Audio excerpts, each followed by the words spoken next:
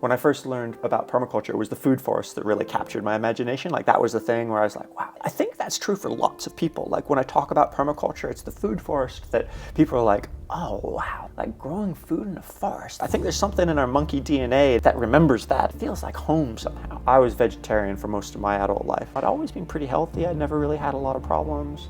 And I slowly got kind of sicker. It slowly just got worse and worse and worse and worse. You know, where mostly I just curl up in bed and pull the sheets over my head and wait for it to end.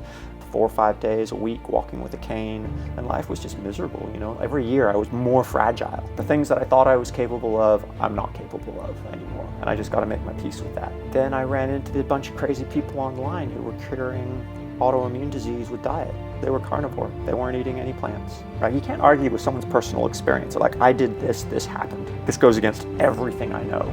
My only other option is go to the doctor, and I know what they're going to do. They're going to give me drugs. They're going to take the pain away, but they're going to give me side effects that slowly fuck me. And it's unbelievable. Like, if I listened to somebody else tell my story, I'd be like, whatever, you're just fucking crazy.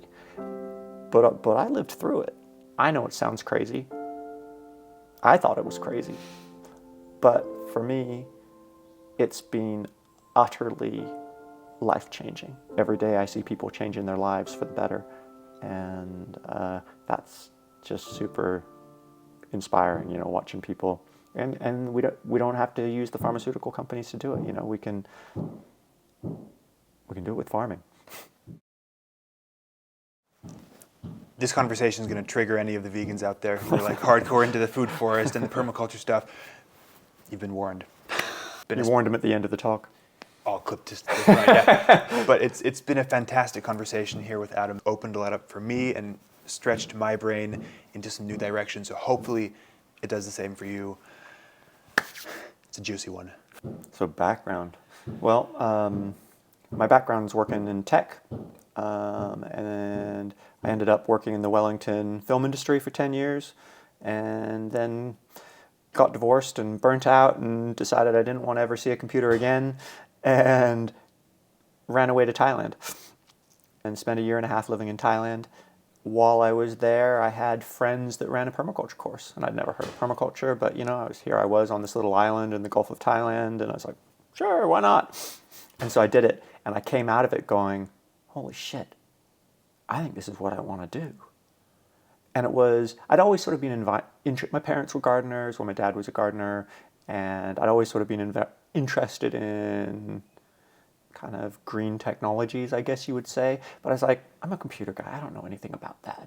And what permaculture taught me was that the way that I had learned to think about computers was systems thinking. I didn't know that. But that I was like, oh, okay. So here's the thing I already know how to do. I've got a starting point. I'm not having to go back to zero. And so I went up to northern Thailand and spent a couple months living on permaculture farms up there. And then I went over to Australia and spent a few months doing an internship on a permaculture farm over there. And then came back to New Zealand and spent 6 months living up on a permaculture farm up in Hawke's Bay.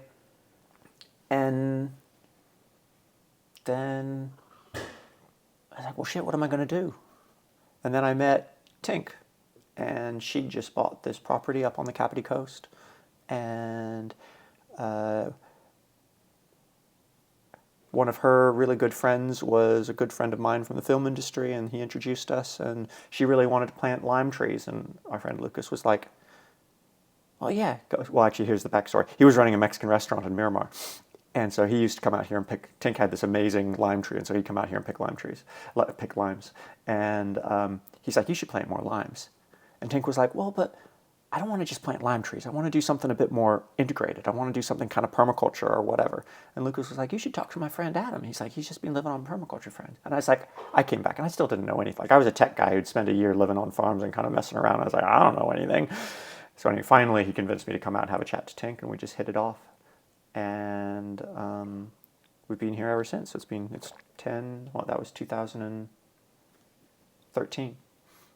And so we've been here for 10 years, and we never got around to planting lime trees. Still on the list. Still on the list, that's right. And so I've been, I'm still just somewhat about 2017, one of the guys on one of the Facebook groups I was in started talking about Syntropic Agroforestry and Ernst Gotch, and he was a bit obnoxious about it actually, but basically every time people were talking about stuff, he was like, "You guys don't know what the fuck you're talking about." He's like, "If you want to see what real people do to make actually grow food, to do this for real," he's like, "You guys are just a bunch of permaculture wankers that, you know, you're just all blah blah blah blah blah." He's like, "You want to see real shit?" He's like, "Go to Brazil, see what these guys are doing." He's like, "This is the business." And so I started hunting around, and all of the information was in Portuguese, and I couldn't find anything. And so I just slowly started piecing together, I found some of Ernst's old papers in English, and I found, I started building that website just because I was trying to understand this and trying to figure it out and make sense of it all. And I like puzzles, and it's the best part of the nerd brain is I like puzzles. I like understanding how things work. And so I was just like, it's too good of a mystery to pass up. Like I can see that this is cool. But why? How does it work? What are the rules? What are the patterns? And so I just kept kind of hunting and slowly met people and learned, and you've seen I've done pretty small scale, like nothing super impressive, but been slowly experimenting and learning here, and it's been really cool. It's an interesting pipeline to go from like the classic permaculture stuff, and then what that person was saying about like, this isn't anything real. You got to go see it here. And obviously you haven't been to Brazil yet, but you've been devouring the information, accumulating it into just this beautiful resource online. When I first learned about permaculture, it was the food forest that really captured my imagination. Like that was the thing where I was like, wow, this. And I think that's true for lots of people. Like when I talk about permaculture, it's the food forest that people are like, oh, wow, like growing food in a forest. Like there's something about that. Like I think, like we were talking, I think there's something in our monkey DNA that remembers that and is like, oh, it feels like home somehow. Yeah, it's not the swales, it's not the chicken tractors that really captivate people. And I was the same. What was really frustrating is doing this permaculture course and having these different instructors on multiple points throughout that permaculture journey of mine told me, food forests don't work here. You can't grow a food forest here. It doesn't work. In New Zealand? Yeah. What? Exactly. And part of me was like, wait, so I'm taking this year-long permaculture course, and multiple instructors in this course are telling me that I can't grow a food forest. And I would see their examples, and it was a guild with, an avocado and some nasturtium and maybe a couple things here and there. It wasn't a food forest. Right. And I said, well, yeah, of course you think that they don't work because I see your evidence, and you're still carting wheelbarrows of mulch around. It doesn't look like fun to me. You're almost, you're in your 50s wheelbarrowing mulch. I want a forest. And so I knew like, all right, there's got to be and then that's kind of when I kind of fell into the Syntropic Agroforestry pipeline after realizing maybe there's some like depth missing with the permaculture side of things. Yeah, I mean, the way I talk about it is permaculture food forests are mostly an idea. Like there's people who have taken it and explored it and sort of, Mark Shepard's got his own take on it. Martin, what's his face Crawford over in England, he's got his own take on it and his own processes. But permaculture doesn't really have a food forest process. It's just an idea. It's the idea of growing food in a forest. The process is like fill the 7 layers. That's right. But but how? Right? Whereas Syntropy is a whole bunch of observations and patterns and management techniques that lead to a specific outcome, which lead to a food forest, right? And that's what permaculture was missing. It was like it had the right idea, it just didn't have the experience and the knowledge of this is how you actually do it. And Syntropy is being used, but the whole agrofloresta movement in Brazil. I mean, I don't know how big the numbers are, but it's thousands of small scale farmers earning their living doing this. And they've refined it and experimented with it, and they know what works, and it's not an idea. Yeah, and the biggest disconnect for me was the permaculture missed the ecological side of it, whereas agroforestry really embodied and leaned into like move succession forward. Right. Whereas permaculture was put the raspberries with the lemon tree. Yeah, and it's a little ironic that permaculture missed that, but it did. It's it's that whole idea of. I always even taught that in my first permaculture course. It's like. The farther or the earlier in the successional state that you're trying to garden, the more work it is. So market garden is the most work you can do to produce food, right? Yeah. But the disconnection between like the theory and the action. That's right. Like, there was just no bridge. That's and right. Agroforestry for me, Syntropic Agroforestry, was that bridge. Totally. which is when everything just like Yeah. clicked. It made sense. I was like, this is the pipeline I need to dive deeper into. Yeah, and it's like, and you're just like, all right, they're people earning their living doing this. This isn't a cool idea, right? This is actually people are doing this for real and have been for decades, I think. Well, and like lifetimes, right? We're talking about like early human ancestors. Well, and sure. Yeah, where yeah. our monkey brains come from is like, we spoke a lot about the chimpanzee idea during the course of like our human ancestors related to the forest in that integral way where like we're that disturbance, we're harvesting the fruits, we're dispersing the seeds, we're an interconnected part of the ecosystem. I think that's for me, and I think a lot of other people, is what feels so compelling about the idea of food forests, is that we're reintegrating with this thing that we've become so separate from. Yeah, yeah. You walk into a forest and everybody, nervous system just relaxes, and you walk into a garden that you've maybe neglected for a little bit, and your stress just comes up. You see all the jobs that you have to do. Totally. Yeah, that's right. That's right. So how does that relate to like our diet?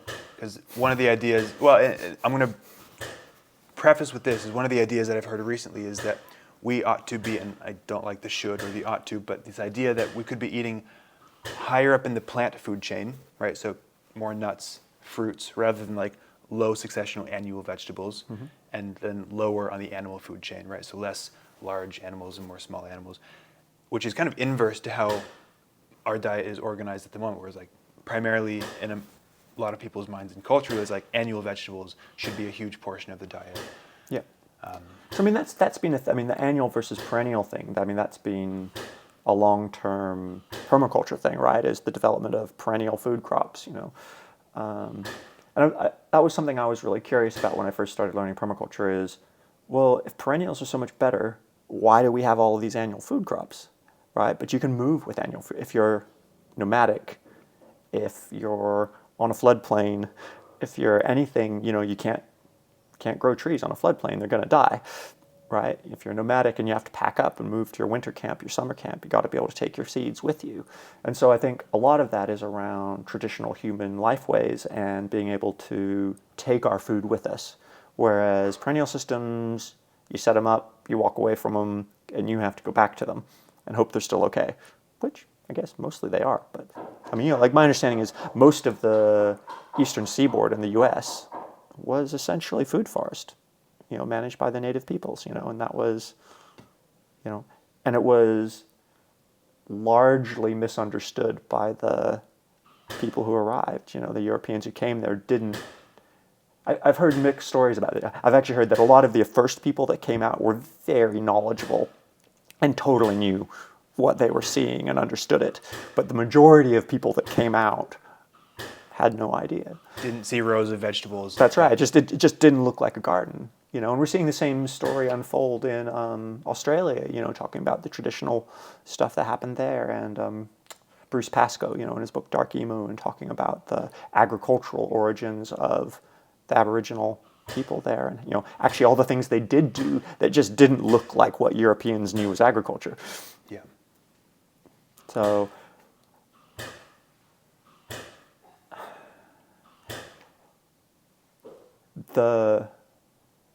I'm going to make a bit of a leap here, but this is what we were talking about earlier, is I was vegetarian for most of my adult life. Never super strict, but it was a way that I felt I was contributing to the common good.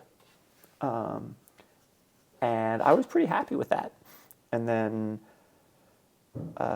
I hit 40-ish, and I slowly got kind of sicker. I started to get joint pain. I started to get migraines.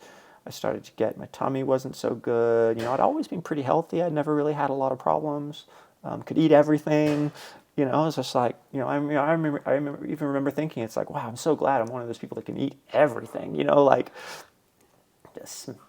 And then it slowly just got worse and worse and worse and worse until about 4 years ago. Just before COVID, I was having like a 4-day, 5-day, they technically weren't migraines, but I call them migraines, but just a brutal headache.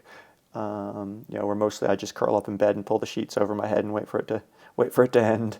And I started to I'd have these acute arthritis attacks where I'd spend 4 or 5 days a week walking with a cane, sort of every month, every 6 weeks, and life was just miserable. It's like if I went out into the garden and I did work, I'd do a shoulder or an elbow or an ankle, or I was just fragile. Every year I was more fragile. I was like, this sucks, and it just like all of that enthusiasm for being out in the natural world, was gone, and I found myself just kind of retreating back to the computer because that's where it was safe, right? That's where I didn't get hurt. But that wasn't the life I wanted to be living. And I remember this moment, sort of early 2020, where I was just like, I just gotta recalibrate what my life is, right? And it's like, this is just like the things that I thought I was capable of, I'm not capable of anymore. And I just got to make my peace with that. And then I ran into a bunch of crazy people online who were curing autoimmune disease with diet. And I was like, I don't have anything to lose. And so what they were doing is they were carnivore. They weren't eating any plants. And there was all of it. I was reading all of these stories about, this was probably 2017, that I first started reading about this. And, at first, I was I've been vegetarian for 25 years or something like that. And I was like, oh my God. The very first article I found was about this guy who ate nothing but raw mince. And I was just like, oh, but there was something about it I just couldn't let go. And so I started talking to Tink about it, and Tink was like, that is the most revolting thing I've ever heard. Like, just don't ever speak to me about that again. Like, that's awful. Well, but the same curiosity bug that with the Syntropic Agroforestry, you were like, I got to keep finding out more about this. If I hear people who are, like, they don't sound crazy, like they're telling a story which is rational, right? Or sharing directly their personal experience. Like, you can't argue with someone's personal experience. So, like, I did this happened, right? You can argue who knows why, but, like, that story arc, and yeah, and so I hear that and it doesn't make sense, and I'm like, I gotta this goes against everything I know, and so I kind of just started obsessively reading and listening to podcasts and just tracking down obscure websites and groups on the internet, and I was like, I gotta understand this. And so I mostly just read about it. And then 2018, 2019, something like that, I decided to try, and we did carnivore for a month, and it didn't make any difference. I was like, whatever. And then I don't know why now, but and then like I said, about early 2020, I was real sick, and so I just got sick of it, and I was just like, I got to do this for real. I just got to try. Like this is my last chance. If it's not this, my only other option is to go to the doctor, and I know what they're going to do. They're going to give me drugs, and they're going to take the pain away, but they're going to give me side effects that slowly fuck me, right? And if that's what I have to do, that's what I'll do. But I don't want to do that. And so I did it, and within a week, the headache, I never had another headache since then. That's not quite true. I occasionally get a headache when I get sick, and I get coffee is my devil. If I stop drinking coffee, if I don't manage my caffeine intake, I'll get a headache. But basically, the 5-day headaches thing, done. When I started, I couldn't make a fist with this hand. This hand wouldn't close, and that slowly fixed itself. I couldn't walk up the stairs without holding my knees. Everything was fragile and weak. If I wanted to sit down, it was like an old man. It's like, I don't, yeah, and it all went away in 6 months. And my mom and dad, who live next door, Dad was like, "Oh, I'm so sorry, Adam. It's like, this is like, what an awful thing to have happen to you that you can only eat meat." And I'm like, I have my life back. And it's crazy to me that, I've been doing this for 4 years now, And it's not perfect, I still have a knee that's not quite right, and, but I haven't been sick since 2021. I, I've always been an IT guy. Like, my job is to be smart. My job is to, be able to process a lot of information and make decisions, and I was good at it. And 6 months into carnivore, I realized I'm smarter than I've ever been in my life. Like, my brain's working in a way that it's never worked before. And it's unbelievable. Like, if I listened to somebody else tell my story, I'd be like, whatever, you're just fucking crazy. But I lived through it. Like it was, like, my mood stabilized. I was never anxious. I was never depressed. I never had any of those problems. But all of a sudden, I realized that my baseline, like, actually what's possible for me, is way different than what was normal me. Like, just as a simple example, it's like, I always knew through all of my professional career that I wasn't good at doing concentration work in the mornings. Like, that was when I do meetings and email and everything else. Like, I just had too much energy. If I tried to focus, like, I just kind of bounce all over the place. I'd just be like, too much, too much, too much. And then one day I was sitting down, being carnivore for a few months, and I sat down and I realized that it was 9:30 in the morning, I'd had a thing to do, I just sat down on my computer, I hadn't got distracted by this or by that, I was just down around, I was deep into the code, and I was working in 15 minutes. I was like, that has never happened to me in my entire life. Like, it was always, like, I have to work into this. Like, takes an hour to kind of settle down into work mode and sort of deep concentration. And I was like, I always just thought that's how I was. But apparently not. That's apparently just how I was when I eat like that. So I know it sounds crazy. I thought it was crazy. But for me, it's been utterly life-changing. And I have to admit, there's all sorts of delicious things I miss, like pizza. Pizza's delicious. But having your health back is more delicious. Nothing tastes as good as being healthy feels. Right? That's the catch line. Is like, once you feel really, really good, you're like, wow, I feel amazing most days. I'm still human. I still have up days. I still have down days. But my baseline's something I didn't know was possible. Even as, like, a basically pretty healthy, fit, normal person. So how did you... Yeah. And especially coming from the background of being deep into permaculture, being deep into this, like, vegetable culture. Yeah. Where this is the focus. You have these big, beautiful gardens. That's what you're eating. That's where most of your calories are coming from. Yeah. How did you grapple with that? I was just so excited to feel good. Yeah. I mean, I got there. Most people that I know that do carnivore get there because they're desperate. They're desperate to lose the weight. They're desperate to be able to look after their kids or their job, or whatever. Like, they get there because there's a crisis, right? And for me, it was that moment of realizing I have to change what I think my life is. Like, all of these things I wanted to do in my life, I'm just not going to be able to do them, and I have to reshape how I think about that, And then I was like, well, what if I don't have to? What if I can just, and it seems an impossible thing, to only eat meat. Like, that's mental. Right? Everything I knew, that's mental. But I was like, well, it's not going to kill me. Right? Try it for a month, see what happens. It's like, and it was just, I didn't have a choice. Like, my choice was to be sick. And that sucks. That sucks a lot. When your world just is slowly shrinking into sort of chronic pain and like that. It was such an enormous delight to escape. Yeah. Yeah, I can imagine.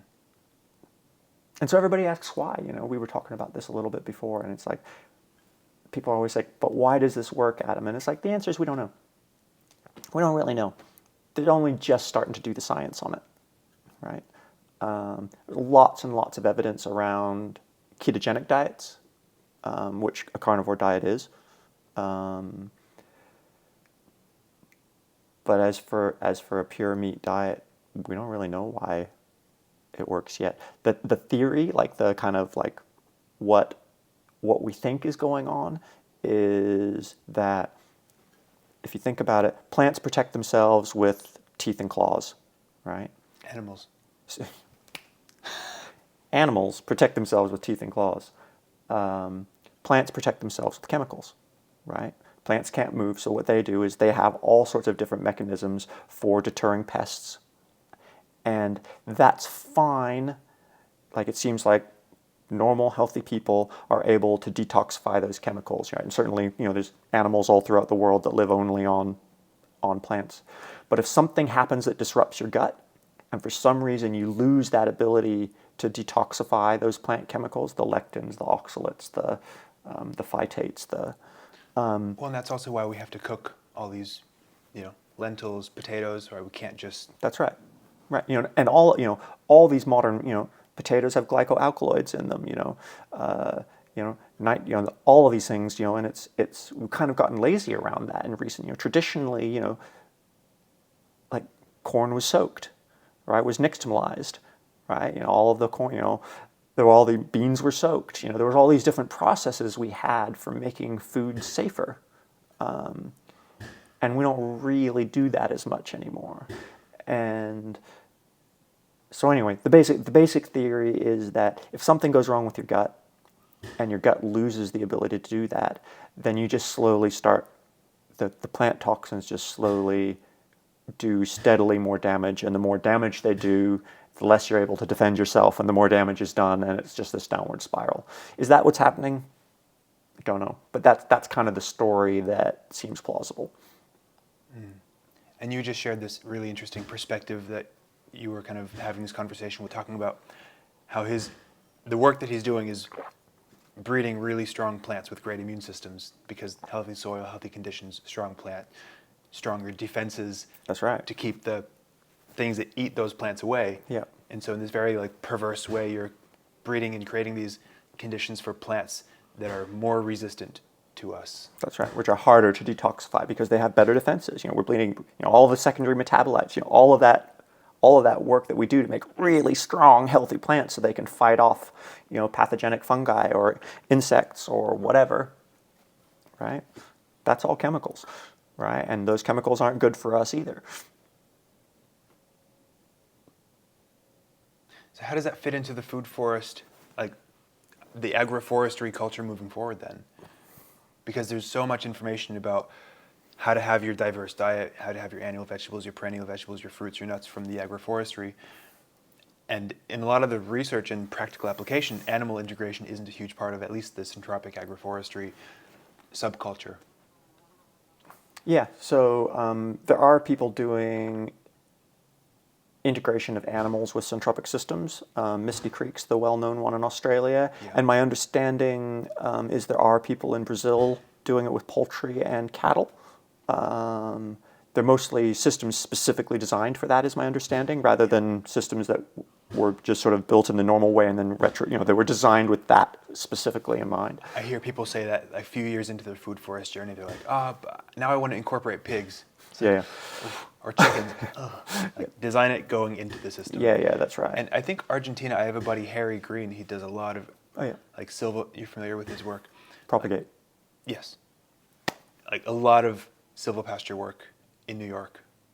Simple, low density animal systems. And to me, that's a huge way forward, is having the high diversity stuff for the fruits and maybe the nuts, which again, the seed thing is interesting that we're having this conversation around, plants are putting their energy in protecting their seed. That's right. So I mean, if you think about it from a plant's point of view, fruit is what the plant wants you to eat, right? The plant's making the fruit to tempt birds or mammals or whatever to come in, eat the fruit, and disperse the seeds, right? Whereas the seed itself is the most protected part because that's the plant baby, right? And so that's why we soak seeds, right? Is because we're tricking the seed into turning all of those protective compounds into sugars which are available for the baby plant to eat, right? All the hard stuff around the seeds. And so seeds, for me, that is the thing I can't eat. I can't eat nuts or seeds, right? That would instantly cause... Like I was saying earlier, macadamias seem okay. I don't know why. But even like spices, just like little bit of coriander seed or whatever, you know. I can have a little bit, but if I have it, even if I have a tiny bit every day, my arthritis comes back. Yeah. And so you've got some beautiful land here in Kapiti Coast, space available for agroforestry. How has your vision changed in the recent years of that? Yeah, well, it's changed a lot. So we have we have some veggie gardens. We have a little syntropic area that you walked through before, it's very small. It's very simple, and there's a lot of bad practice there. You know, it's where I've made mistakes and learned. But for me, if I want, we have this 12 acres. If we want to do something with 12 acres, then for me, the pleasure of doing it is if I can eat it, right? You know, it's like for a while, like not being able to eat the kumara and the potatoes and the carrots and the everything that I was growing. It's like I feel kind of like a selfish dick for it, but if I couldn't eat it, it took all the fun out of growing it. You know, and it's still like, you know, I still do a fair bit in the garden for my wife and for family and whatever else. But without, you know, like, I need that direct connection to what it, like, if this isn't directly connected to me, then I have a harder time being motivated about it.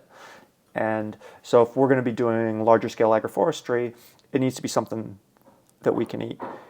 And we don't have, 12 acres is either a lot of land or barely any land, depending on how you look at it. So the thing that I'm looking at right now is commercial free-range egg production with syntropic rows designed to provide forage for birds. Probably, we'll have some avocados and some macadamias and, apples and whatever for us. The high-fat. Yep, high-fat stuff. And the fruits. Right, and the fruit. And the birds. Right, and the birds. And we'll just sell eggs. Right, and one of the nice things about eggs is that they are, there's not a lot of regulations. Like you can still sell eggs at the market or at the farm gate. Whereas if you're selling meat, there's a whole bunch of regulations about that. So it's still easy, and they're really good. You mentioned the freezer aspect. If you have big animals, you have to have the freezer space. You have to have a freezer, or you have to have a lot of friends. And so so that's kind of what I'm thinking now. And also I'm 50, right? I'm not 25 anymore. I got the energy of a 50-year-old, not a 25-year-old. And so it's a matter of figuring out what's realistic for Tink and I to do, and because we're happy to hire other people, but really this is the goal is to build kind of a lifestyle for us. It's like we don't have kids. And it's sort of, we don't want to, we're not interested in building an empire. What we want to build is something that lets us live the life we want to live. Right? And I would hope that, and maybe this is me selfishly speaking on your behalf, but like, I would hope that with all the knowledge that you have and the experience that you will gain from doing this is that's going to be something that's moving the needle forward and building and developing that cutting edge for animal integration with agroforestry, especially in a New Zealand context, especially even for me personally after this conversation is really opening my eyes to new ways of exploring agroforestry plus animals, because myself, I have been curious about the carnivore stuff. I've been changing my diet over the last 12 months or so to incorporate way more meat, way fewer vegetables. Mm-hmm. And being known as like the food forest person, people assume like, oh, you're just like, you love the vegetables, and where's your big veggie garden? You're a vegan. Like, do I look like a vegan? And so it's really been almost at this beautiful timing of like me exploring this like carnivore direction, not fully because I love fruits, I love nuts. Yeah. Never really was a huge vegetable person, which fits because like even the gardening stuff was never that interesting to me. Yeah. It's always been the agroforestry, the fruits. Machetes are more fun than trowels. Yeah. And so this conversation has really kind of helped affirm, at least in my own mind, the direction of animal integration, poultry, specifically ducks. I would love to do ducks or geese in the understory of a primarily fruit, and maybe I'm reconsidering some of the nut stuff, but it's going to stay. But primarily fruit-based, it's led me to this direction of Turkeys. Primarily fruit. That's one. Turkeys love nuts. They're savanna birds. Yeah. No, I just want to appreciate you, Adam, for like entertaining this conversation with me and Sure. sharing your experience. It certainly motivated me and helped me reframe how I want to move forward with my agroforestry. And as I continue to change and adapt my own diet and ideas of what the optimal agroforestry system for human and environmental health is. Cool. This wasn't the conversation you were expecting this morning. Not at all. No, not at all. I was expecting like a walk around the food forest and like, all right, we've seen this plant, Yeah. understood. But it's been a really insightful and valuable Cool. and just really enjoyable. Yeah, and like I know it's nuts. I thought it was nuts. Like that was that, but it's like we were talking at the workshop. There's the concept of the Overton window, which is the window of what it's currently acceptable to talk about. And I'm always just being a little bit fascinated by what's just on the other side of the window. Like what is it that there's people exploring and figuring out, but it's sort of not quite okay to talk about yet. So I don't know. I think that's where the juice is. I think so too, and I think that this conversation is particularly juicy right now, rather than like even 5 years ago or 5 years in the future. I think things will be a little bit more sorted out, and that Overton window, as you say, will have moved. Yeah, something else will be unspeakable. Yeah, and you'll be there. Probably for my sins. Hey, bud. Yeah, it's been a really wonderful conversation, Adam. Good. Yeah. I hope it's useful. Yeah, and I think that somebody's going to find this interesting, useful, insightful, and maybe altering some timelines for myself at least. Maybe Cool. somebody else out there. Yeah. Yeah, and it's just been a huge pleasure to connect. I've known about your work, and while I didn't realize it went this deep, and so thank you very much for putting that side of it out there. Sure. We'll link your stuff Cool. below, and we'll keep reconnecting in the future. Hopefully, you make it up to my place. Yeah, I'd like before to I'm come off. up before you head off overseas, so we'll see if I can make it up. It's not that far away.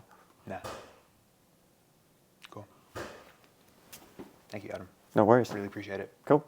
Hopefully, I haven't traumatized all your viewers. Like, look, all I can do is share my experience, right? And there's going to be people who hate it and think it's crazy or think I'm making stuff up. But hopefully there'll be people as well who, I participate in the forums where there's people are just, every day I see people changing their lives for the better. And that's just super inspiring, watching people. And we don't have to use the pharmaceutical companies to do it. We can do it with farming. Well, and I hadn't even considered it from that perspective, because you talk about it in the plant world. You talk about like, you're creating these plants that are like very resilient to the pests. It's like, but that's us. Well, but it takes that extra thought to jump to like, wait, but we are also in that category to them. And we have different abilities to break things down, and like we're different, but also the basic principle is we're making super healthy chemical factories. Yeah. So the answer is just like fruit and animal-based agroforestry, guys. That's the one. Yep. And to me, that's the most exciting. Like, I love fruits way more than I love vegetables. Most kids agree. Yeah. Eat it. Spread the seeds. Do the work.